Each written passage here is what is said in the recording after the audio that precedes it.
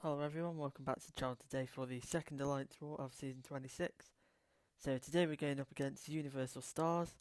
So we matched these guys last season and they were actually really strong alliance, really strong defense and everything. And we did lose that war. But this war, I believe we're actually against a Shelling alliance in the Universal Stars sort of alliance group. And yeah, it's a bit of a weird war really, because initially, when we saw the matchup, we were really concerned. Then we saw that their prestige had dropped by about 1,000. So there was still some concern that sort of they kicked all of the lower skill whales and we're now becoming a war focused alliance.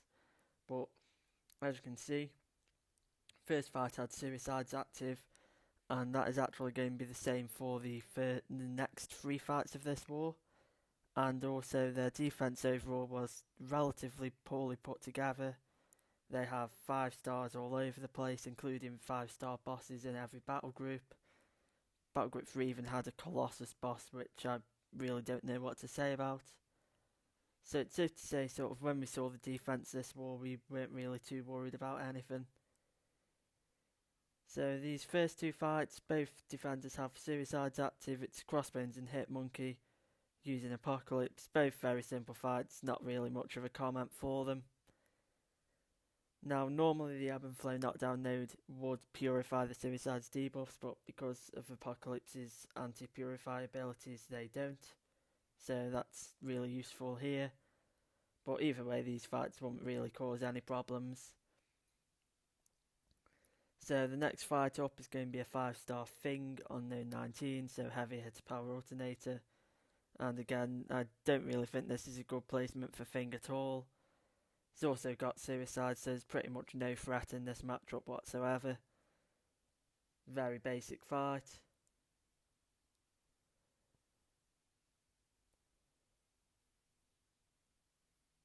So just need to sort of manage the rock stacks quite well. Can use a stun through block if he's turtling up. Don't want to get my power stolen too often, but again, it's not a very good placement, and the power alternator can actually save you in a situation where Thing has 15 rock stacks but not a bar of power. So there's pretty much no logic behind this placement to me, so. But yeah, it's going down quite quickly because of the suicides. Drop a special one there so it doesn't get stolen. And he's pretty much down at this point. Triggers Protect, which is going to extend it by a few seconds, but yeah. He goes down, 50-second fight, very easy. So this is a Rage Apocalypse. Now initially, when I was planning, I thought this was a rank 3 Apocalypse, but it's actually a rank 2 with suicides. And this is going to be an extremely basic fight for Claire. So I have activated suicides at this point because all 4 of my remaining fights are with Claire. So my plan here is to maximise light attacks rather than mediums because they're less likely to trigger rage. I believe light crits actually won't trigger it. I'm mostly hitting them when stunned because I do run max petrify, so that's minimising his power gain. And my plan for this fight is just to not let him use a single special at all. So I'm turtling up after combos, going for the special 2s in poison mode so I don't have to worry about a special 3. And yeah, as you can see, suicides are melting him down. He's taking 514 poison damage per second.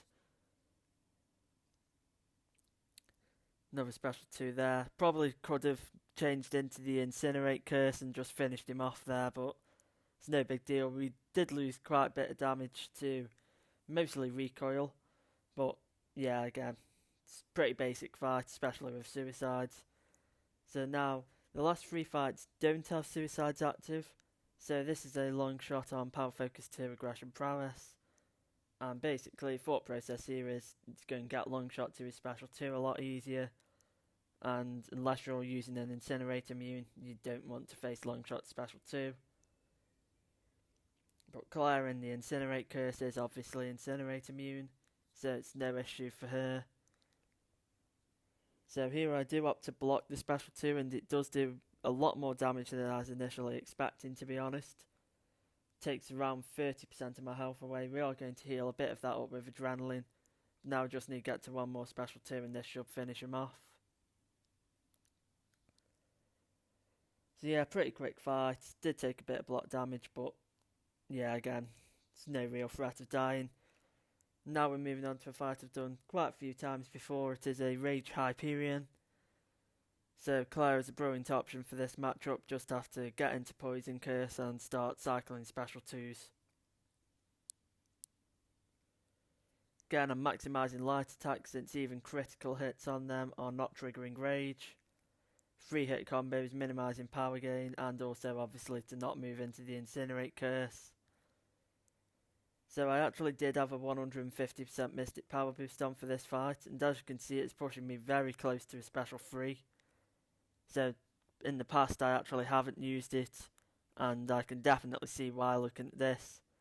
All 3 of my special 2s so far have trigger protect, so I'm going to have to land a couple of intercepts. Get a nice light intercept there. Still has a stack of protect though. Gets another one. The last hit of my special 2 seems to be critting practically every time. Missed a light intercept there, but that is the reason that you go for light intercepts, because you can recover.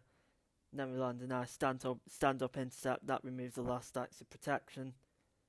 At this point the fight is practically over. Probably going to take one more special 2.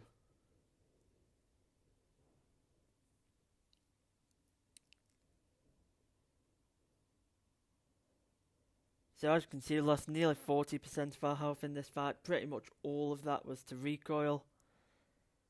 So probably, in hindsight, I shouldn't have activated suicides until this fight. So this is a 5-star terrax boss. I've actually never taken a terrax boss in war before. So this is first experience with it, using Claire of course. In the past we've generally assigned a magic to it, but today wanted to try out Claire. So as you can see, it's not actually a max sig terrax, which is going to help initially. But basically, this fight there are a few things to manage. So, one, I need to obviously manage my own health. If I'm taking too much chip damage from block damage or rock field, I will switch into the bleed curse, and that will help to regenerate some of that. If he's going down too slowly, I'm going to be in the incinerate curse, and for the majority of the fight I will be in incinerate mode. And also if my clairvoyance charges get too high, I will drop a special 3, which you'll see me do towards the end of this matchup. So Terrax's AI when he's in rock field is very strange. It's very aggressive, pretty much never dashes back, never blocks. So I do need to manage the spacing. So the main way I'm going to be gaining clairvoyance charges is when he activates his rock field, he's going to activate the indestructibles, and if buff immunity is active, that will sort of neutralise those. So here I make quite a big mistake. I switch into bleed curse for the special 2, but I actually have 6 armor breaks active, and this terrax boss is running max despair. So basically waste a special 2 there. Would have been much better to just stay in the incinerate curse and get another 25 or so thousand damage off. But yeah, he's about halfway down. We're only a minute and a half into the fight. So here we land a proper special 2 in bleed curse. Heals us back up to 85%. Recoil takes us to 80. But yeah, we're looking pretty good here. Got another rock field to wait out. So now we've only got 2 armor breaks on us, and we are willpower healing from those. So at this point, see that I'm at 20 clairvoyance charges, decide to go for a special 3. I do still have the Mystic Power Booster active, so the special 3 is going to give me a good chunk of power back. So I'm just going to wait out one more cycle of rock field. Throw off the special 3 now with 20 clairvoyance charges.